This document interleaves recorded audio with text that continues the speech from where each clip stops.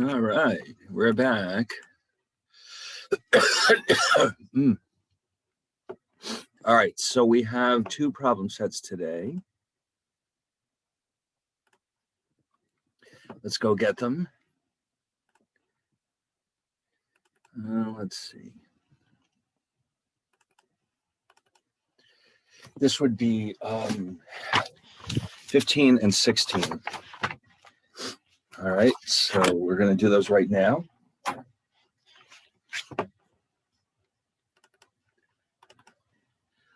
$15 here.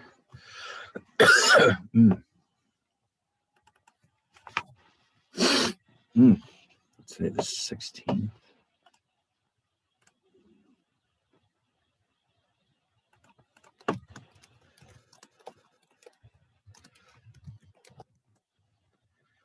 And 16.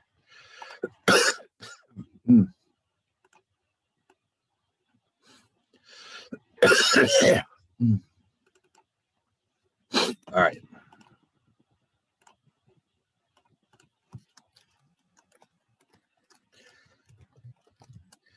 All right, so we'll do these two.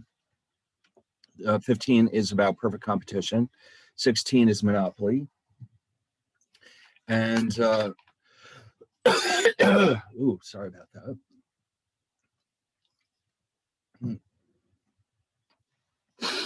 All right, anyway, so, you know what, let me just do one thing here.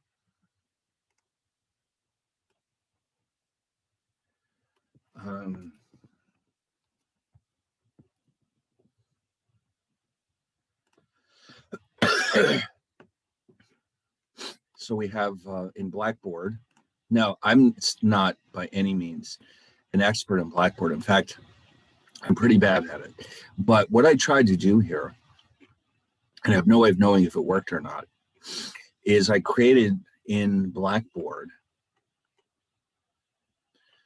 Let's see, where are we?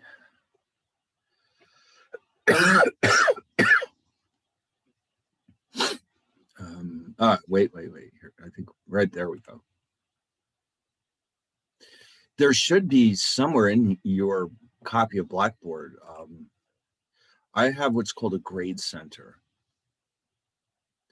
And so basically it's a roster, and I created a column where I typed in all of the midterm grades. Now, whether I did it correctly or not, I'm not sure. But I have them. I don't want to turn it on because then you'll all see each other's grades. But theoretically, at least, you should be able to see them too. I just don't know how that works. I mean, I put it in there, and that's all I know. They're in there somewhere. Oh, you can see it. Okay, so where's it located in case anybody else doesn't know?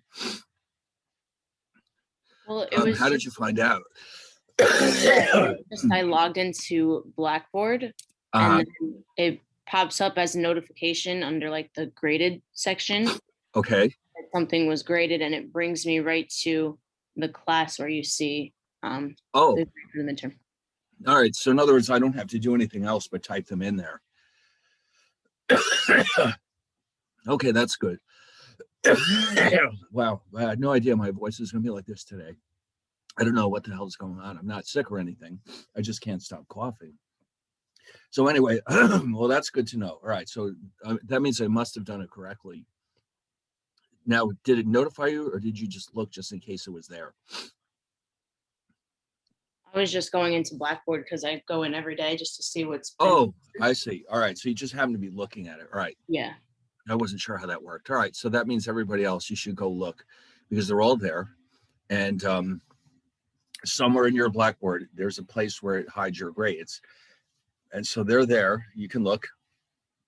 Now, the only unfortunate thing is because of the way we're doing this, normally I'd give you back a blue book with your answers, and you could go through and say, oh, yeah, I see. If you want to know what questions you got wrong, I can send you a list. And that way you can double check and see what happened, because you still have a copy of your own test. And so if you say, I want to know what happened with number 3 or number 7, that's okay. Just send me an email And what I will do is I'll send you back an email where I tell you which ones you got wrong and why. In other words, I can send you what the correct answers were if you want to know. If you got like a 98, maybe it doesn't matter, but you can certainly do that, because I don't think there's any other way of doing this. I can't imagine what else we could do for this information to get back to you. So if you really want to know what questions you got wrong or what the right answers were, you can just write to me and I'll let you know. Because obviously, again, we don't have physical exams right now where I can write my comments on them. But you can see your grades. That's the important thing. All right, anyway. So anyway, let's get back to these problem sets. So we'll start with 15.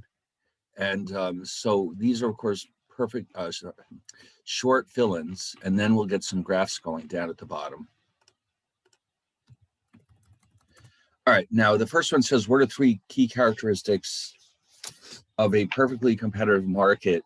So now there's more than 3, so I'm going to list them all, but you can pick any 3 you want if this shows up on an exam. Okay, so for example, each firm is a price taker. Each firm sells what we call an undifferentiated product. Let me make that a little bigger. Undifferentiated is just a fancy word for identical. The industry contains a large number of small firms. There are no barriers to entry.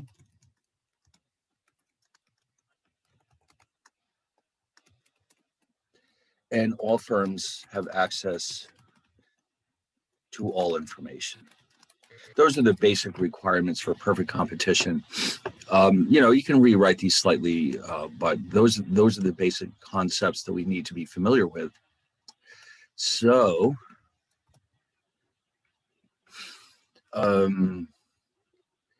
let's see. All right, here we go. Number 2, the shape of the demand curve for a perfectly competitive firm, that would be horizontal or flat.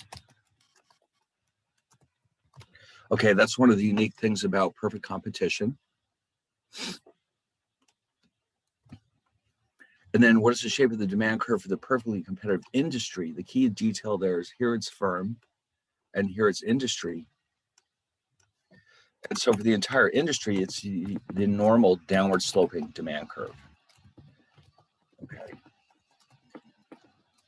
So that's all you need to say, downward sloping, just like any normal demand curve. Since this refers to the entire industry, we have a downward sloping demand curve.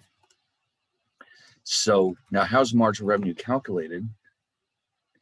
All right, so marginal revenue is actually equal to the change in total revenue divided by the change in output.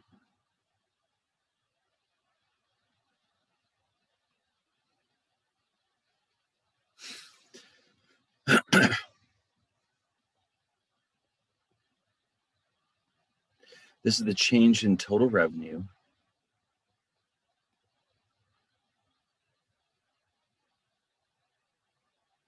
and this is the change in output.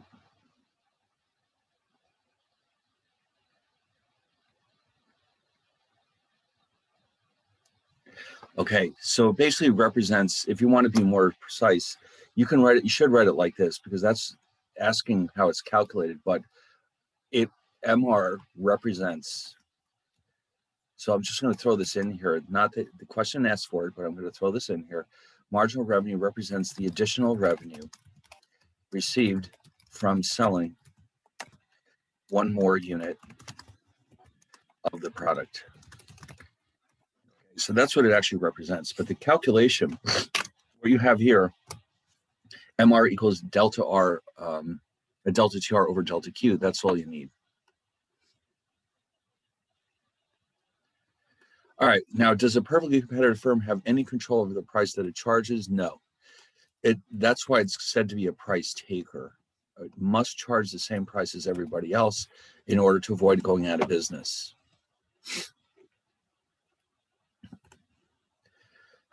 Now, what is the value of the price elasticity of demand for a perfectly competitive firm? Okay, so since the demand curve is flat, the price elasticity of demand is infinite. Okay, so remember when we looked at the extreme demand curves early on in the course, we saw that the vertical demand curve has a price elasticity of 0. The flat one, which we see here, has a price elasticity of demand that is infinite. Okay.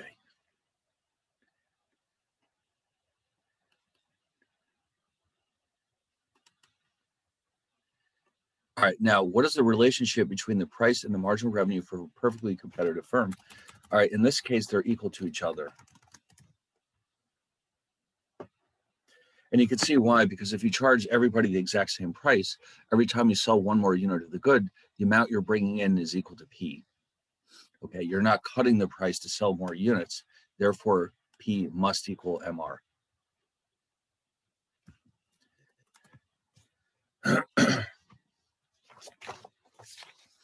Anyway, now profit maximizing condition for any firm, regardless of the market structure, is, well, we know this very well, MR equals MC.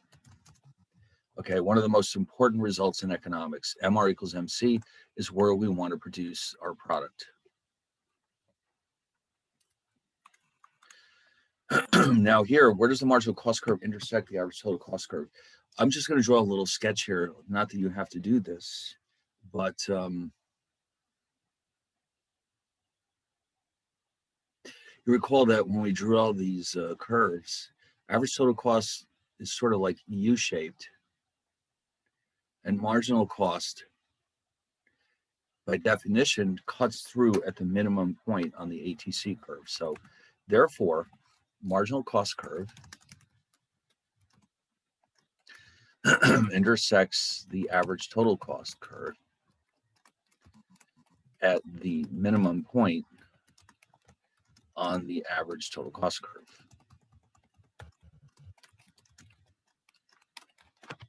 Okay. And again, you didn't have to draw that picture, but it might be helpful.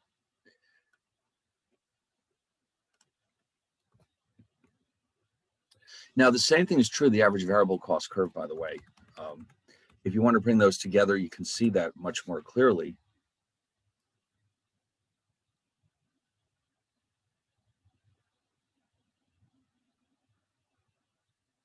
They're both U-shaped.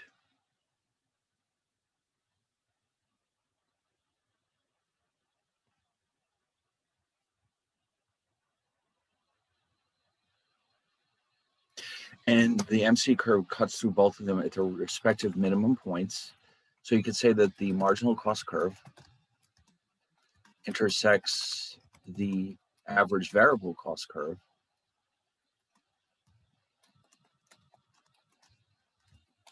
at the minimum point on the average variable cost curve. Okay. So it's always the minimum.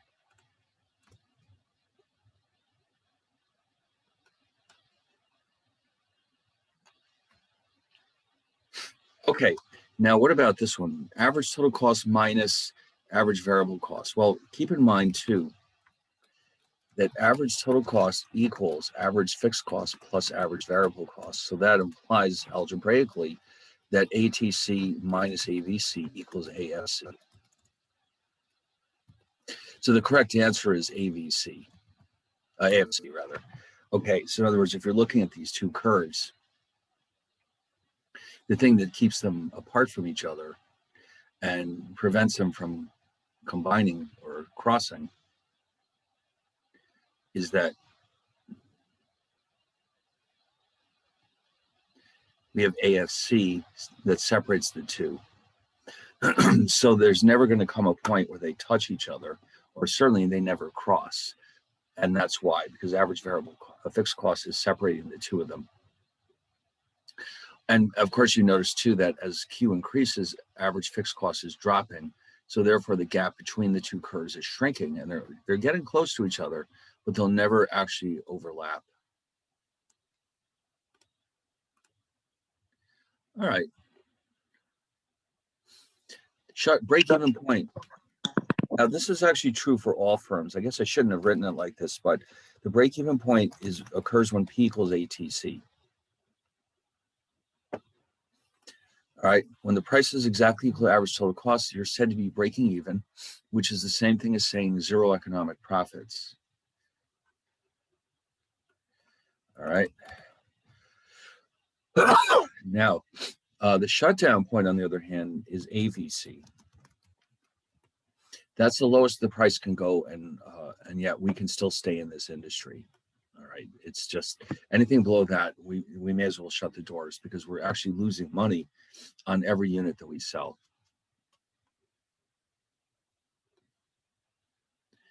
All right, what happens to a perfectly competitive firm in the short run? Okay, well, tying in right directly with question 13, if the price falls below AVC, the firm will leave the industry. They can't afford to keep doing this. It's like they're losing money every time they sell a new unit.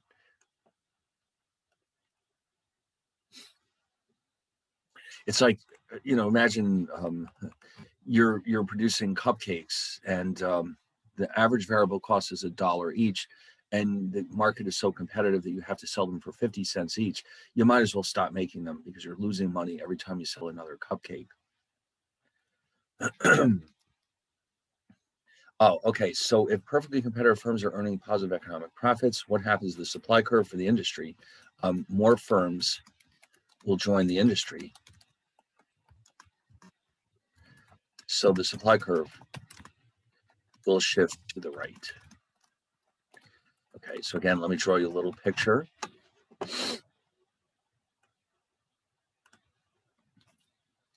Just to remind you what this looks like. So for the industry,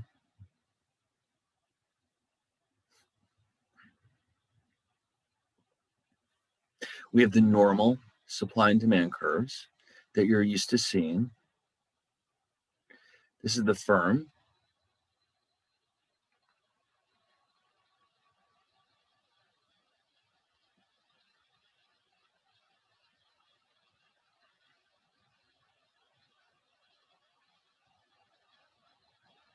Let's say I'll label these all 1.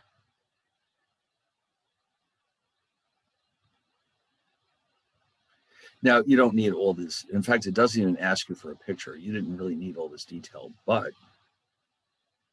you can see where they cross. We have a new lower equilibrium price and a new higher equilibrium quantity, because there's more firms.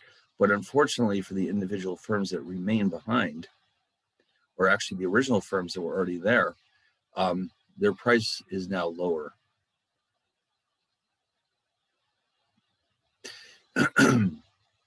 So that drives down all their profits.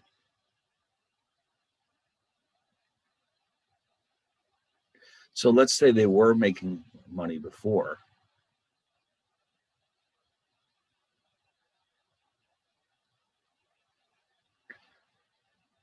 Let me see if I can sneak that in there.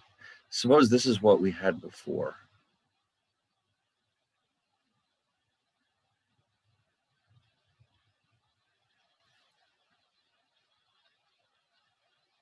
At the original price, you can see the prices up here at P1, and that's greater than average total cost, which is down here somewhere.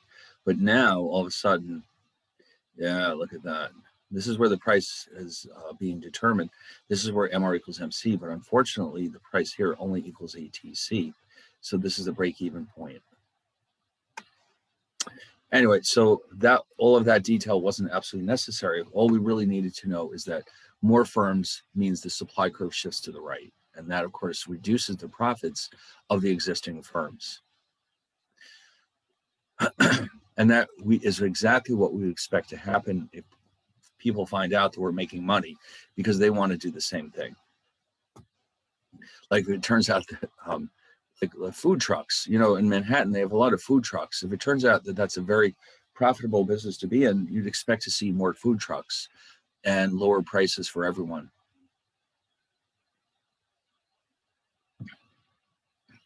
Okay, the difference between accounting and economic profits is that the way we define these is that accounting profits is what we normally are used to thinking of as profits. So we call them accounting profits because this is what they report when they pay their taxes, that kind of thing. Accounting profits means revenues minus what we call explicit costs. And that's out-of-pocket costs. In other words, things you actually pay for, like electricity and rent and salaries and raw materials and that type of thing. Whereas economic profits is a little different. You can write it in a couple of different ways. Revenues minus explicit costs minus opportunity costs. Or you can alternatively say that economic profits equal accounting profits minus opportunity costs. It means the same thing.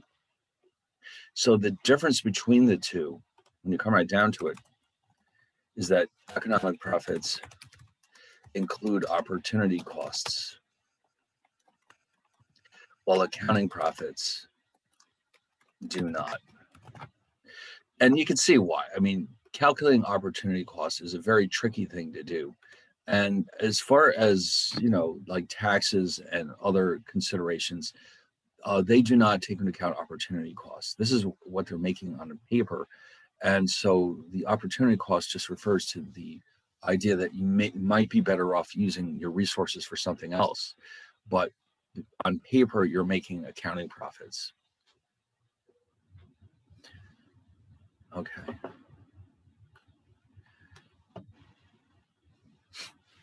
All right. So, and we saw lots of examples of this, like the lawyer who used to work for a big law firm, now he's working for himself, or a company that owns the building in which they're making their products. Those are cases where we really do need to take into account opportunity costs to decide if it makes sense to be in this business. But on paper, the accounting profits are what gets reported to the IRS. Now, will a perfectly competitive firm leave the industry at P equals ATC? No. This is the break-even point. That's what we expect to see in the long run. This is where anything beyond that, if we make any economic profits, it's like icing on the cake. You know, as long as we can get that to that ATC, we're good. That's all we need. Okay. Again, it's like the lawyer who quit his job. ATC, that means that he is actually earning enough money to compensate himself for the salary that he gave up at his old job. And so that's what he wanted, at least that. More would be nice, but anyway. Now, this one is a little tricky to visualize. What is the shape of the supply curve of a perfectly competitive firm? All right, let's see. How does that work? All right, well, just first of all, let's bring back the cost curves.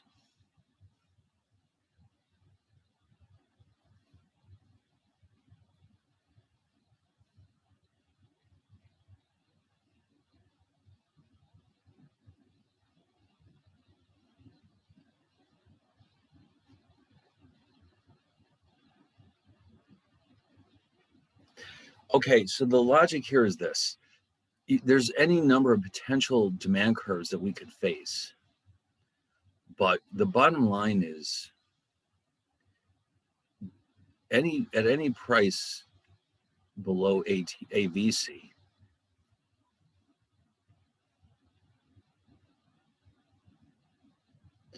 okay, suppose we're right here.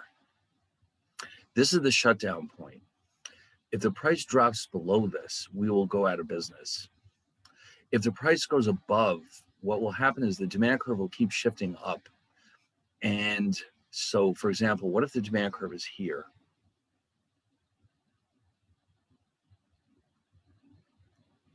Let's call this 1 and 2. We certainly will continue to produce as long as we're at or above AVCs. But what's happening here is that here, this is the price and this is the quantity. And then up here, this is the price and this is the quantity. And so what's going to happen is, and then we could find, let's say, a point up here somewhere when we're earning positive economic profits.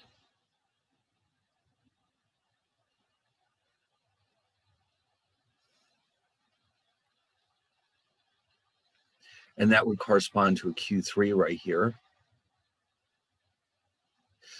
The idea here is that this looks just like a traditional supply curve in the sense that it's just a combination of prices and quantities, and it's upward sloping. So in other words, this whole region of the marginal cost curve is in fact the supply curve. Okay, so let's see, I guess red will do the job here. Since every one of these points represents a combination of price and quantity at which the firm is willing and able to produce, this shaded region here is the supply curve of the perfectly competitive firm. And so it's has the traditional upward sloping shape that you're used to seeing. It starts at AVC. It doesn't fall below that. We cannot produce below that without losing money. But after that, every one of these points is potentially available to us depending on the market price. And so this red shaded region is the supply curve to this perfectly competitive firm. Now, the question only wanted to know the shape, but it might also ask on a test, how is it derived or where is it coming from, that type of thing. So the supply curve of the perfectly competitive firm is upward sloping, the traditional upward sloping, unlike its demand curve, which is flat, which is not what we normally see. Their supply curve is the same as any other firm. In other words, upward sloping.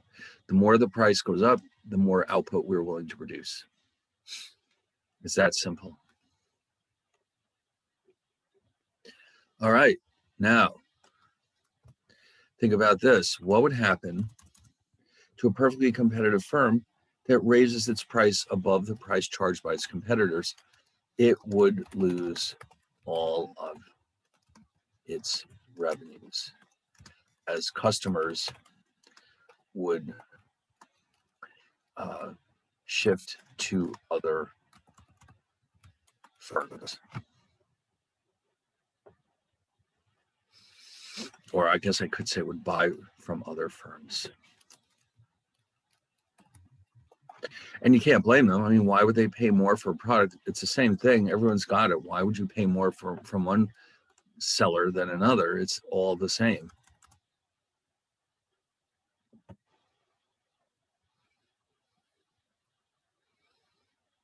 And then, but what if it lowers its price below the price charged by its competitors?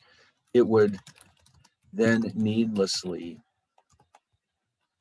lose some of its revenues.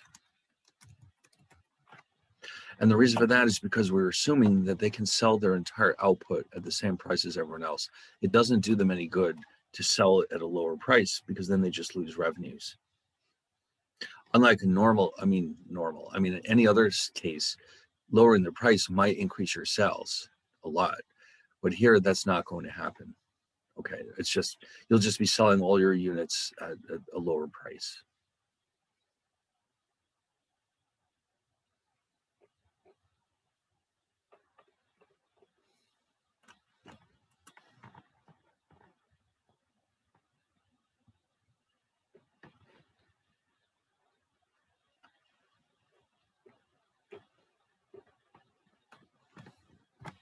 All right, now it's time for some graphs. Okay, here we go. This is a perfectly competitive firm that is earning zero economic profits. So just keep in mind, that means that,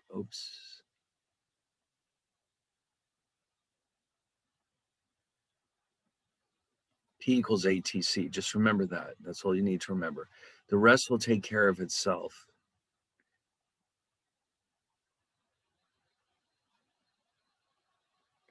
All right, so what you should probably do, as far as drawing goes, you should probably draw the curves first. And you don't, in this case, you don't really need the ABC curve. You can put it in if you want. You don't really need it because what we're aiming for is to show that the price exactly equals ATC.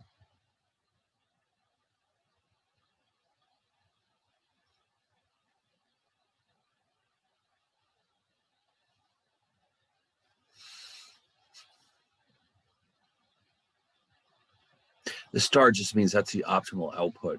So this is where you want to be. And all right, what the heck? I'll sneak in the average variable cost curve too, but whoops, it isn't really needed here.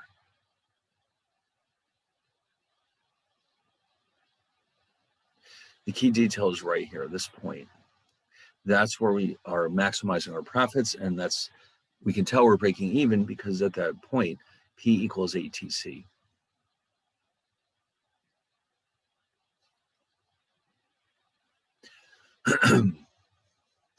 No, it's not that hard to draw it. You just have to get used to it.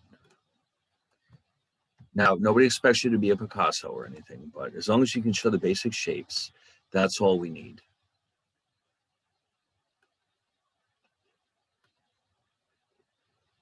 All right, now, show the impact on a perfectly competitive firm. Ooh, new entrance. Well, we just did this, but let's do it again. This one's trickier because you have to show the industry. Well, I guess technically you don't.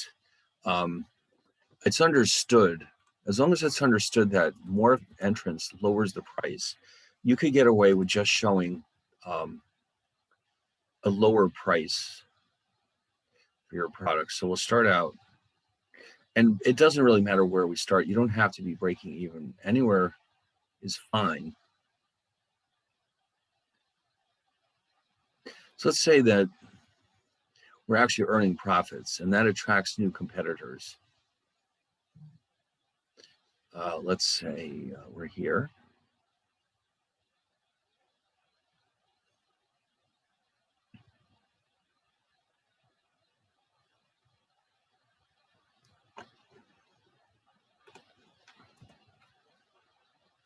And MR equals MC right about here.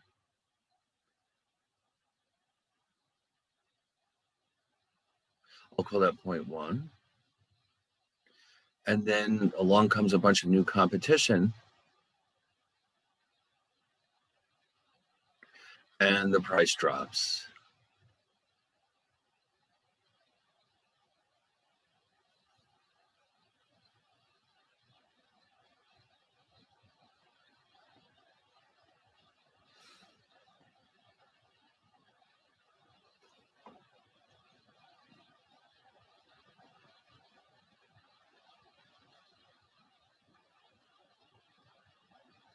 Okay, so this is what we needed to know. The price drops, and so yes, we're not making as much money, although we're not going to leave the industry either. But the bottom line is that the price is dropping.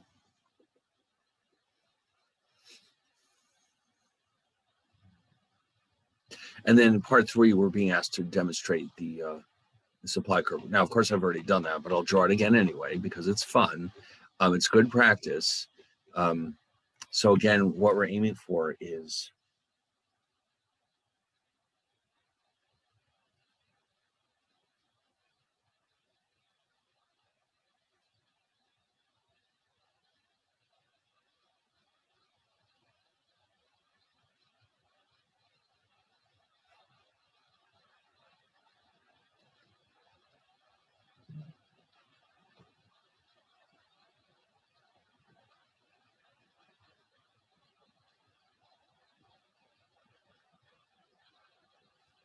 okay, that is your starting point because that's ABC.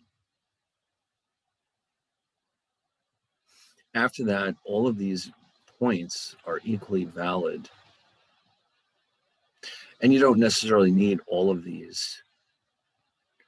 The key to the whole thing is just to show that the starting point is ABC, and after that, it's just simply, this is all the supply curve.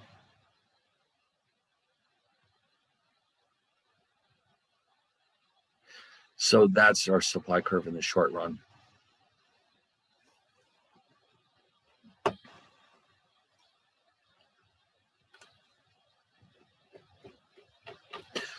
All right, so that should take care of that one. Let's see. Yeah, that's all of them. The only thing that's missing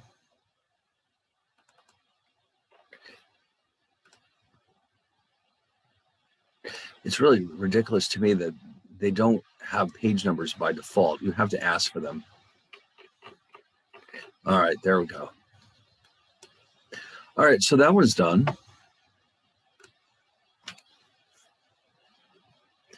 And now we're ready for 16.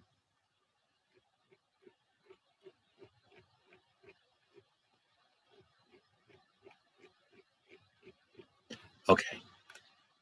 So let's get that one open. Okay, 16. So as usual, I mean, it's a mixture of short answers and graphs. The Monopoly graph is a little bit more challenging to draw, but it's not that bad. There's just a few key differences. So, all right, so here again, we have characteristics, and there could be more than 3, but we're asking for 3 here. So let's try this one. 3 characteristics. There is a single firm selling a good or service for which there are no close substitutes.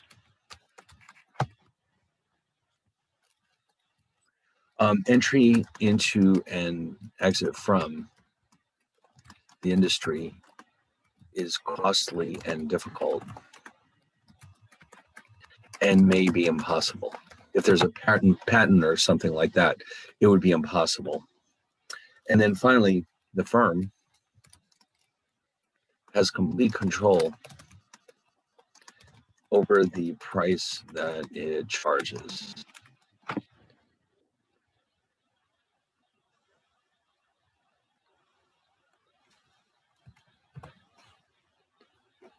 All right, what is the shape of the demand curve? Okay, the demand curve of the monopolist has the traditional downward sloping shape. Because remember, it is the industry. So just like the industry with perfect competition, the monopolist is the entire industry. So therefore, its demand curve must be downward sloping. Now, the marginal revenue curve, interestingly enough, is downward sloping and is also steeper than the demand curve. Okay, so in other words, it's not just downward sloping, it's actually falling very quickly. So let me, as usual, draw a little quick picture for you. Let's see.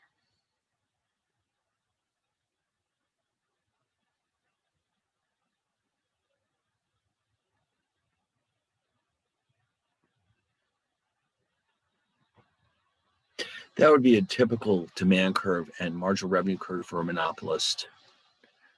Okay, so you can see the demand curve has its normal shape, but the marginal revenue is quite a bit steeper. So 4 is really kind of the same question. The marginal revenue curve is steeper. Well, okay, what I should do is start out by saying both are downward sloping, but the marginal revenue curve is steeper than the demand curve. Oops. The demand curve.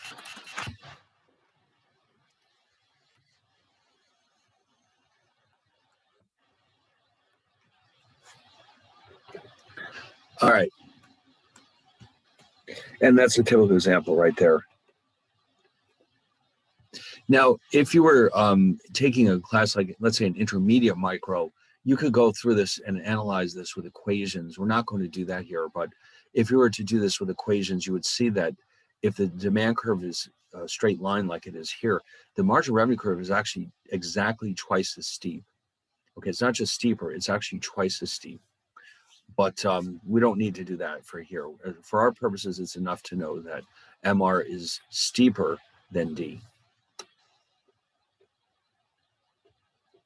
The profit maximizing condition for a monopolist is the same as every other industry, MR equals MC. That never changes. Everybody wants to produce there. Okay. As long as you're trying to make money.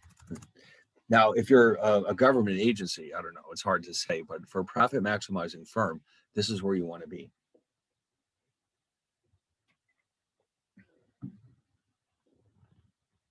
Now, how can a monopolist arise? Well, there's more than one way, but the ones we want to focus on are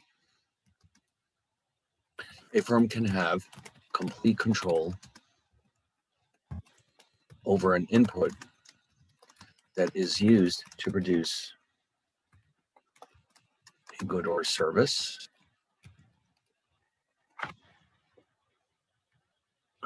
And this can work in more than one way. You could, I didn't mention this in the examples, but in the slides, imagine that, let's say you're a lawyer and you specialize in maritime law and you're the only maritime lawyer in the entire country.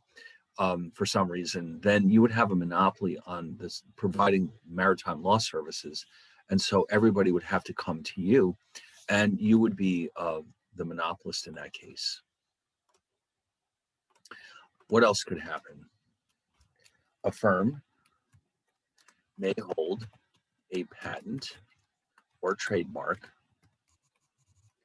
that gives it exclusive right to produce a good or service. Now, for some areas, this is a huge deal. I mean, like Microsoft is the only one that can make Windows, for example. In some cases, it's not quite as helpful as it could be. For example, only Coca-Cola can make Coke, but there's a lot of competition there. So while that's helpful, it does not give them monopoly power because the industry itself is full of other alternatives to Coke. And then another possibility is that there may be economies of scale in this industry, which means that if you keep getting bigger, you can basically squeeze your competitors out of business because you can charge a lower price than they can. And there's nothing they can do about it. So, you know, like you do see this sometimes with certain types of businesses where just getting bigger makes it possible to produce your products more cheaply. And so therefore, eventually the other firms will disappear. And finally, there's another possibility, government license, like taxis and the Postal Service have a government license, which says you're the only ones who can do this. All right, now what types of laws are designed to prevent monopolies from forming? Antitrust. Now, by the way, we haven't actually started getting into this just yet. We're still not 100% done with our discussion about monopoly, but you'll see in the appendix that the laws that are designed to prevent monopolies from forming are called antitrust laws.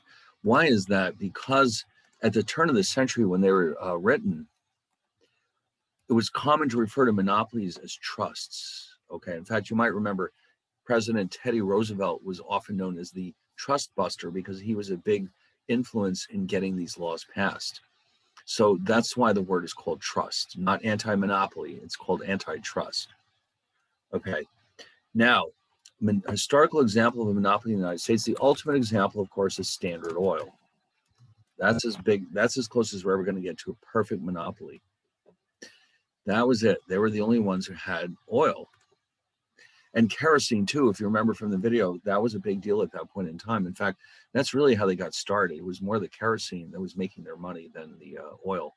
Because, you know, this is still the 19th century. Very few people have electricity in their homes. And so lamps are lit with kerosene oil. and because I guess it was safer than candles and more efficient.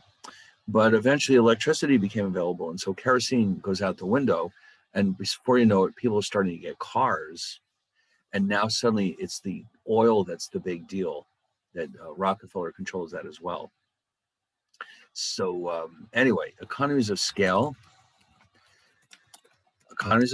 arise when the average cost or average total cost of producing a good decreases as more of the good is produced. Okay. And so, by the way, I'm going to throw this in here. Just as an explanatory note, this usually results when a firm has a large percentage of fixed costs.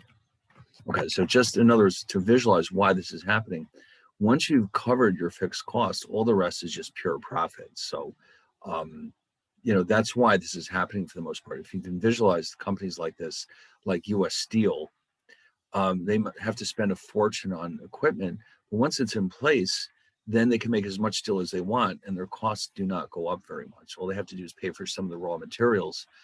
Or another example that I thought about recently is this one. Imagine Microsoft. Let's say it costs them, I don't know, I'll make this number up, $100 million to develop the newest version of Windows. The thing about Microsoft is that they basically have no variable costs, because once the Windows is done, let's say you're a customer and you want to download a copy of Windows and you pay $100 to buy Windows. How much does it cost them to deliver that unit of Windows to you? The answer is nothing.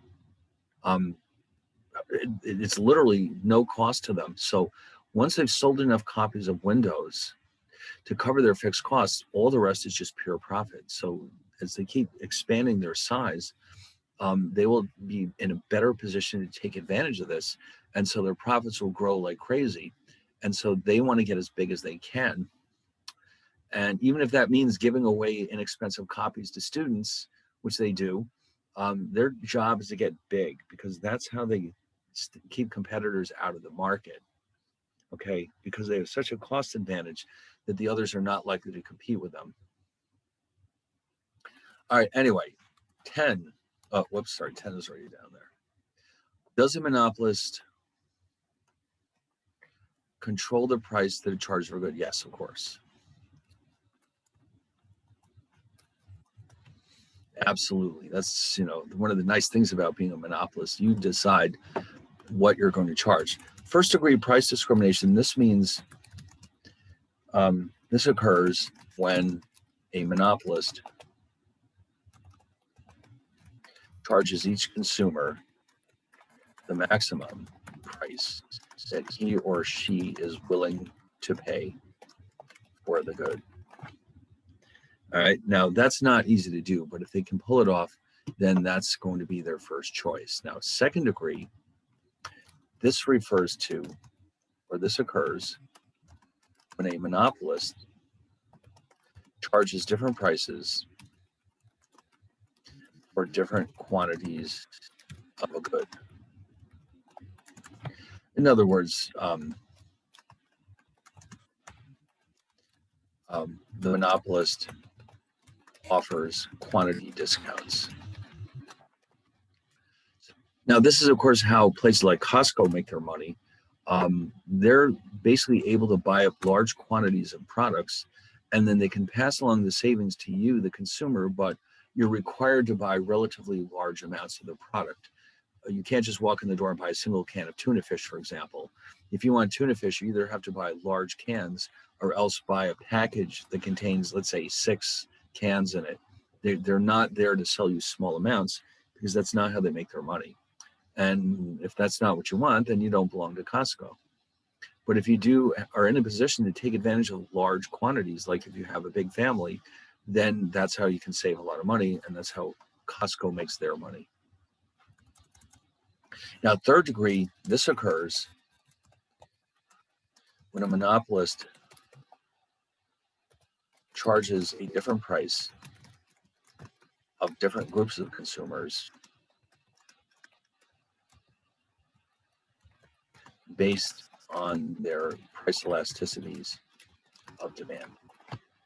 So just as an explanatory note, I'll add that in here. Note, the monopolist charges the highest priced of consumers with the lowest price elasticities of demand. So just like with the movie theaters, they charge the highest price at nighttime when people with the most money are more interested in convenience than price. In other words, if you work all week, you put in a lot of hours, you just want to see a movie on Saturday night, you're not going to quibble over paying $15 or $20 for the movie. You don't care. You just want to see the movie. You made plenty of money all week. You're not that concerned about the price. But if you're retired and every dollar matters, then you find out that you can see the movie on Wednesday for half the price you would pay on Saturday night, then you'll probably show up and do exactly that. So they're finding out what the elasticities are, and then they're setting their prices according to these elasticities. So the classic example, like I said, is the movie theaters. Broadway does the same thing. You can save a bundle of money on a Broadway show if you can go on Wednesday afternoon instead of Saturday night. That kind of thing. But by the way, if you really did want to save money on a Broadway show, I heard this on TV, although I've never experienced it myself. What happens sometimes is that people order tickets, and they do it if you're doing it online, they can mail you the tickets, but there's always a risk that they'll get lost in the mail. So a lot of people will say, all right, I'm going to order my tickets and I will pick them up when I get there. That's a pretty common practice at Broadway theaters. They'll have all the tickets sitting there for all the people who ordered them online. And then what sometimes happens is suddenly the person can't make it, or sometimes their credit card is refused. And so there's tickets sitting there that will never be picked up. So what the theater might be willing to do is if you show up at the last minute and say, listen, do you have any extra tickets that nobody can use? If they do, they'll often sell them to you for a very, very low price because it's better than nothing. But you have to get lucky. In other words, you have to go down there and say, all right, I hope that this theater has tickets. If they do, you might get very lucky. If not, well, you just wasted the whole night. But it can be done. And in fact, if you've ever been in Times Square, that place called Tix, that's exactly what they're doing there. They scoop up all these unsold tickets and they sell them to the public at a very low price. But anyway, so can a monopolist earn positive economic profits in the long run? Yes. Okay, unlike the perfectly competitive firm where typically profits attract new competition, here there's no competition by definition. Okay, it's a monopoly. If people discover that Standard Oil is making money, they can't start their own oil companies. All right, Rockefeller owned all of the production facilities. It's not like he muscled others out. He bought them all. If there are any competing firms, he bought them. Okay, and so eventually it got to the point where he's the only one who had any refineries to make oil. And so therefore, that means he's the only game in town. All right, so consumer surplus. This equals the difference between what consumer is willing to pay for a good and what he or she actually pays for the good. Okay, so in other words, and we've seen this already with the demand curve. Let's say the product sells for $10. Many people who buy the product would have been willing to pay more. So the cost savings is referred to as consumer surplus. Then for producers, we have the same situation. This equals the difference between what a producer is willing, I guess I should say the price at which a producer is willing to sell a good and the price that the producer actually receives for the good. All right. So it's the opposite side of the same coin, I guess.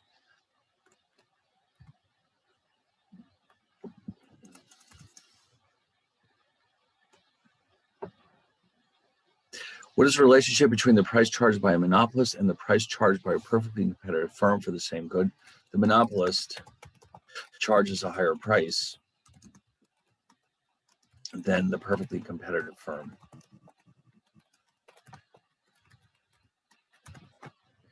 Right? Because they're in a position where they can do that. The perfectly competitive firm can't do that, can they? No. All right. What is the relationship between the quantity produced by a monopolist and the quantity produced by a perfectly competitive firm for the same good? The monopolist produces less of the good, or a lower quantity of the good.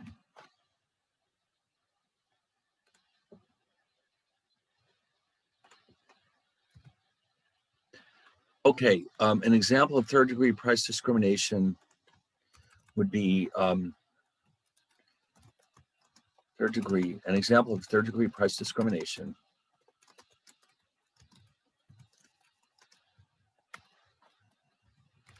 is the practice of movie theaters of charging a lower price for matinees than for evening showings of the movie. Okay, that would be the classic example. Oh, but there's so many more. As a matter of fact, what's interesting is that it works this way, or it used to a certain degree, it still does in the textbook market.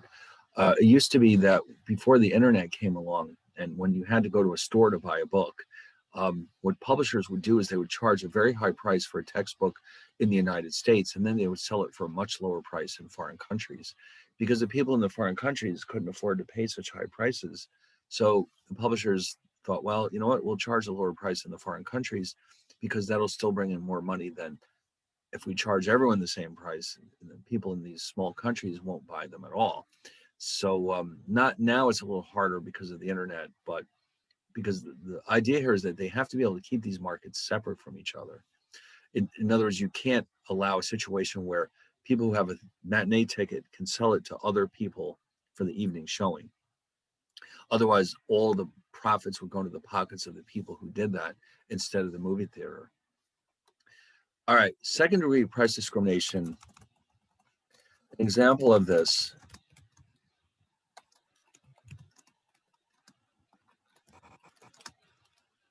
is the practice of supermarkets of offering a lower price in exchange for buying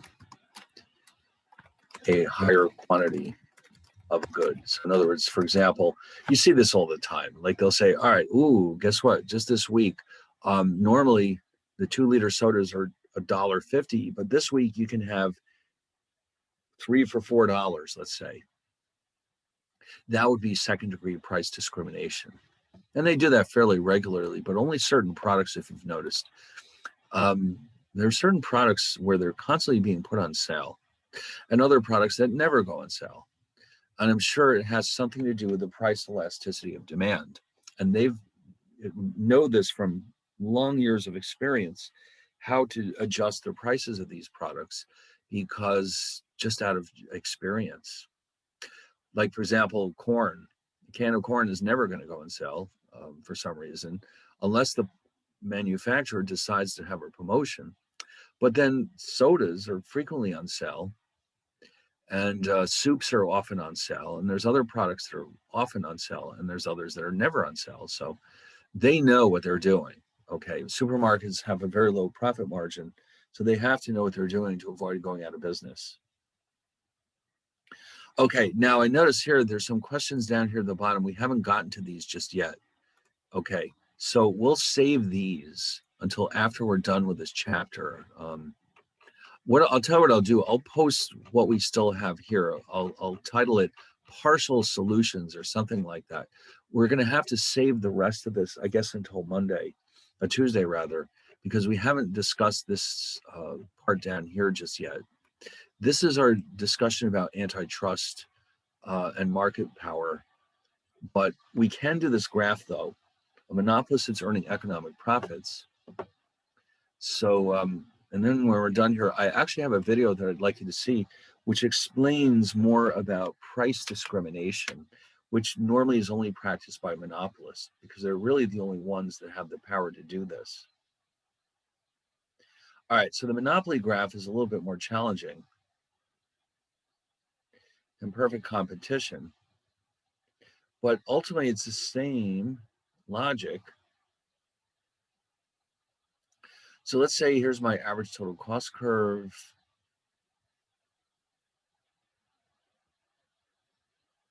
And let's see, this is fine. All right, MR equals 8 MC right here.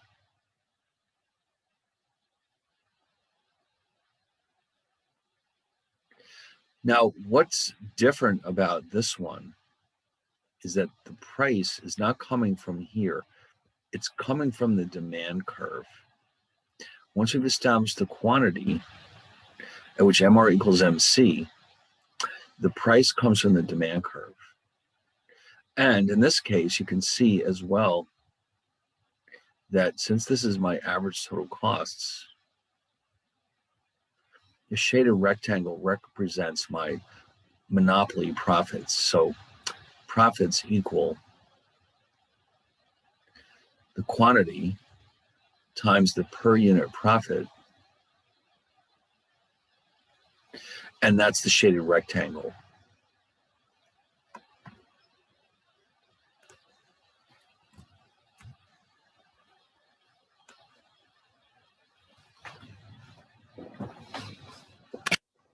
All right, so except for those last few, which we haven't gotten to yet, this block right here, we're done with this problem set. And again, I will post this and we can add to it on Tuesday.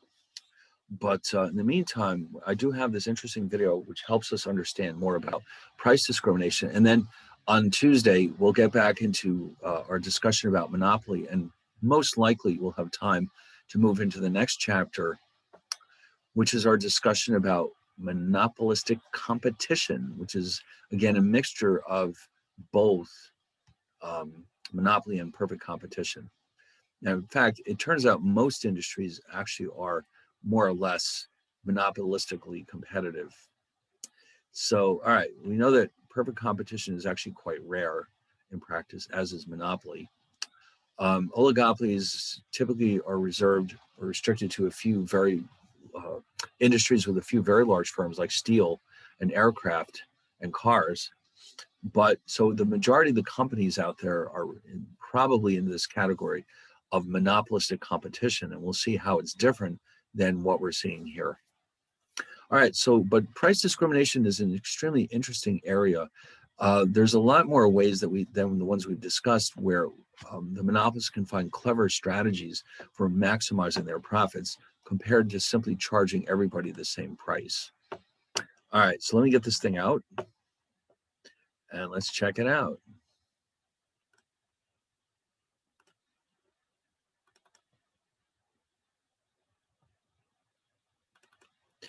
All right, here we go.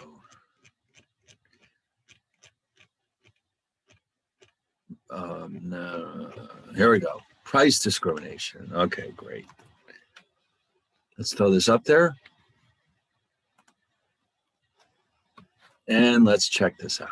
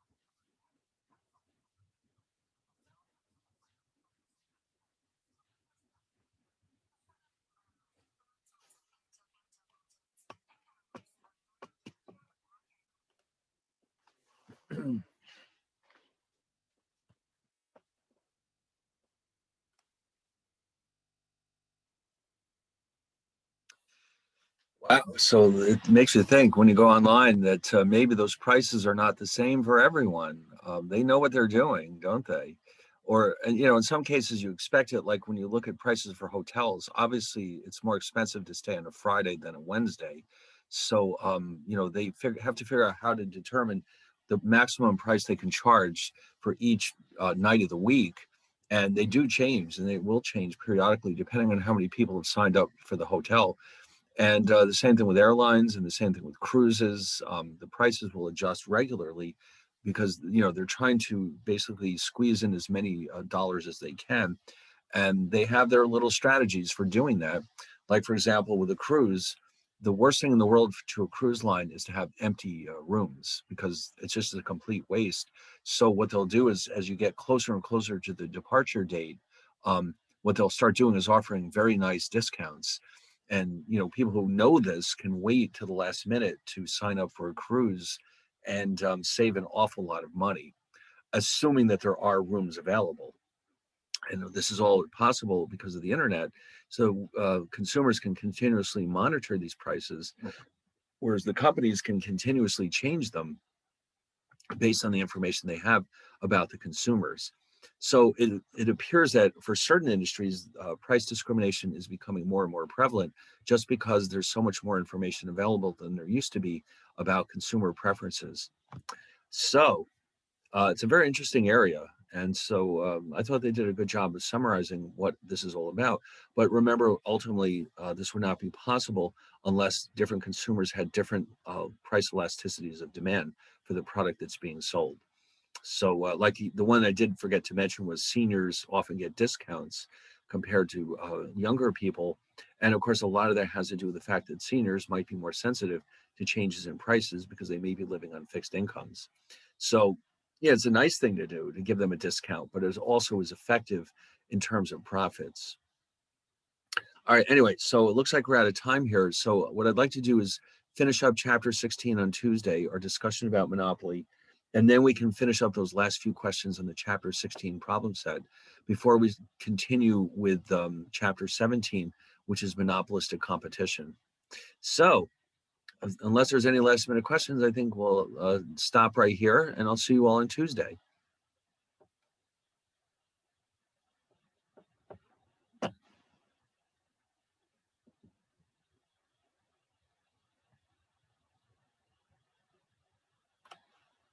Okay, you're welcome.